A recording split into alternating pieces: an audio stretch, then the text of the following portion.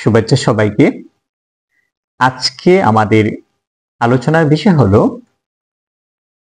নবম এবং দশম শ্রেণীতে পাঠ্য করা উপন্যাস 1971। এই উপন্যাসটি হুমায়ুন আহমেদ লিখেছেন। এই উপন্যাসটি মহান মুক্তিযুদ্ধের আলোকে রচিত। উপন্যাসটি যে গ্রামকে কেন্দ্র করে তৈরি হয়েছে এবং উপন্যাসের অন্যান্য চরিত্র, উপন্যাসের কাহিনী, সমস্ত বিষয়গুলো আমরা অল্প অল্প করে আলোচনা করার চেষ্টা করব। আমরা প্রথমে চলে যাই এই উপন্যাসটি যে গ্রামকে কেন্দ্র করে গড়ে উঠেছে সেই গ্রামের দিকে। গ্রামটির নাম হলো নীলগঞ্জ। এই গ্রামের পাশে দুটো বড় বাজার রয়েছে। একটা বাজারের নাম হলো রয়্যাল বাজার, আরেকটা বাজারের নাম হলো মধুবন বাজার। রয়্যাল বাজারটা এই গ্রামের সবচেয়ে বড় বাজার হিসেবে মনে করা হয় এবং গ্রামবাসী সর্বদাই এই বাজারটি নিয়ে গর্ব করে। কারণ হলো সকল ধরনের দ্রব্য, পণ্য এবং একটা গ্রামের জন্য যা যা প্রয়োজন সকল যাবতীয় পণ্য এই গ্রামে পাওয়া যায়, যে কারণে গ্রামবাসী এই বাজারটি নিয়ে গর্ব করে থাকে। মধুবন বাজার একটা বাজার এবং সেটাও বড় বাজার, এবং এই দুটি বাজারে যাওয়ার জন্য পায়ে হেঁটে যেতে হয় অথবা গরুর গাড়ি দিয়ে যেতে হয়।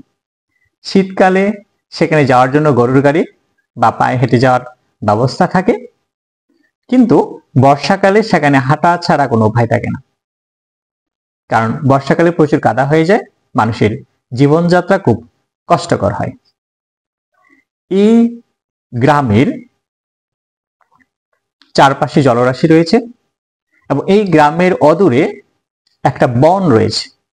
এই বনের নাম হলো মধুপুরের জংলা বা মধুপুরের বন, তবে উপন্যাসে মধুপুরের জংলা বলেই উল্লেখ করা হয়েছে। আমরা এই নীলগঞ্জ গ্রামের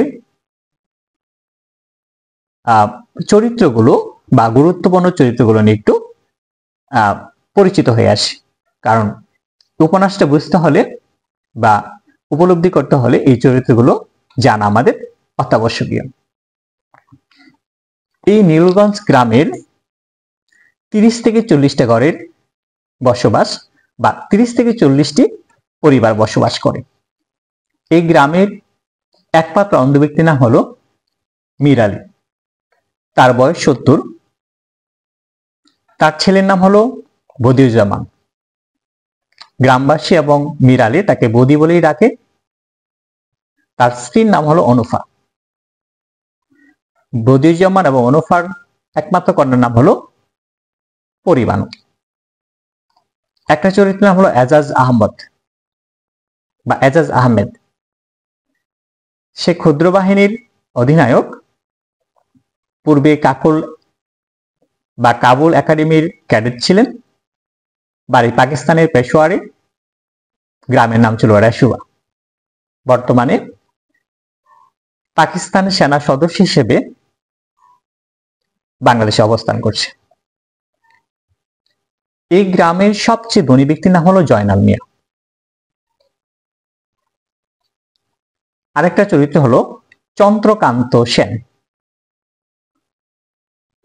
নেত্রকোনা জেলার সুসং দুর্গাপুরের মহারাজা যে ছিলেন তার নায়ক ছিল, প্রচুর অর্থ জমিয়েছিলেন।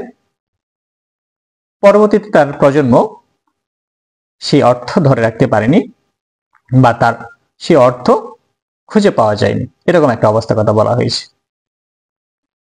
তো এই চন্দ্রকান্ত সেনের ছেলের নাম হলো নীলু সেন এবং তার বয়স হলো 50। আমরা দুটা চরিত্র পাই, এক হলো আজিজ মাস্টার, আরেকজন হলো ইমাম সাহেব, মসজিদের ইমাম এবং প্রাইমারি স্কুলের, এই গ্রামের প্রাইমারি স্কুলের প্রধান শিক্ষক আজিজ মাস্টার। এবং এরা মূলত এই গ্রামের বহিরাগত, অর্থাৎ অন্য গ্রাম থেকে এরা এসে এখানে চাকরি নিয়েছে। আমরা আরেকটা চরিত্র পাই মালা, জয়নাল মিয়ার মেয়ে। তারপর একটা চরিত্র পাচ্ছি চিত্রাপরী। এই নীলগঞ্জ গ্রামের যেদিকে জলরাশি রয়েছে সেই দিকে কৈবর্ত পাড়া নামে একটা পাড়া রয়েছে, অর্থাৎ জেলে পাড়া, জেলেরা সম্প্রদায় বা জেলেরা যেখানে বসবাস করে। এই কৈবর্ত পাড়ায় জেলেদের সম্প্রদায়ের সদস্য হলো চিত্রাপরী। সে এই গ্রামের একমাত্র ভিক্ষুক। তার ছেলের নাম ছিল মনা, তার ছেলের নাম মনা ছিল না। আমরা মনার বিষয়ে বিস্তারিত পর আলোচনা করব। নিজাম গ্রামের একমাত্র পাগল ব্যক্তি, মতি মিয়ার শালা। আর মতি মিয়া হলো ইদানিং খুব ধর্মকর্মে মনোযোগ দিয়েছে। কারণ হলো একটা মামলা জড়ানোর পরে তিনি বেশি বেশি নামাজ রোজা পড়ছেন, নামাজ করছেন, রোজা রাখছেন, এরকম একটা বিষয়। আরেকটা পাচ্ছি রামমোহন। রামমোহন হলো স্কুলের দপ্তরি এবং দারোয়ান। আরেকটা চরিত্রের নাম হলো বখতিয়ার, পাকিস্তানের মেজর, পূর্বে ফুটবলার ছিল। এই কয়েকটা চরিত্র নিয়ে মূলত উপন্যাসটি তার গতি প্রকৃতি লাভ করেছে বা ঘটনার পর্যায়ক্রমে সামনে দিয়ে গিয়েছে। আমরা প্রথমে দেখি যে মীর আলী অন্ধ মানুষ, বাসাতেই থাকেন, এবং এই মীর আলী যেহেতু অন্ধ, তার প্রকৃতির ডাকে সাড়া দিতে গিয়ে তাকে অনেক কষ্ট করতে হয়। আর বদিউজ্জামান মীর আলীর সন্তান, সে যেহেতু মধুপুর বাজারে তার একটা মণিহারি দোকান রয়েছে, সেখানে সে নিয়মিত যায় এবং সেখান থেকে হেঁটে হেঁটে আবার বাসায় আসে।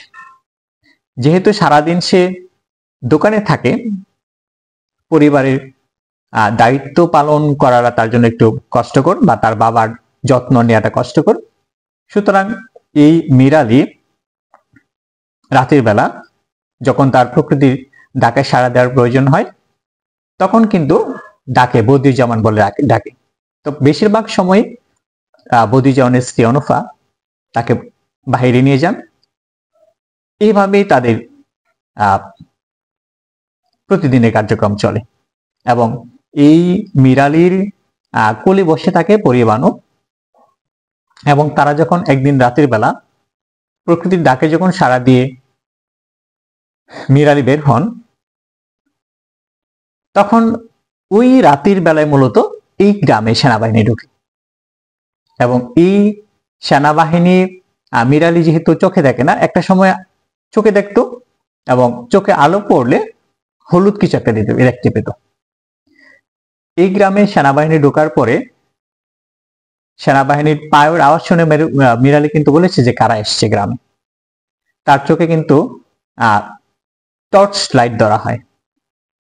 তো এইরকম ভাবে মীর আলী বুঝতে পারে যে গ্রামে কেউ ঢুকেছে, এবং মীর আলীর সাথে একটা কুকুর ছিল।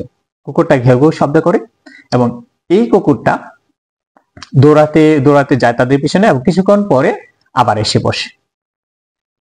এটি আমরা প্রথম পর্ব হিসেবে আলোচনা করলাম।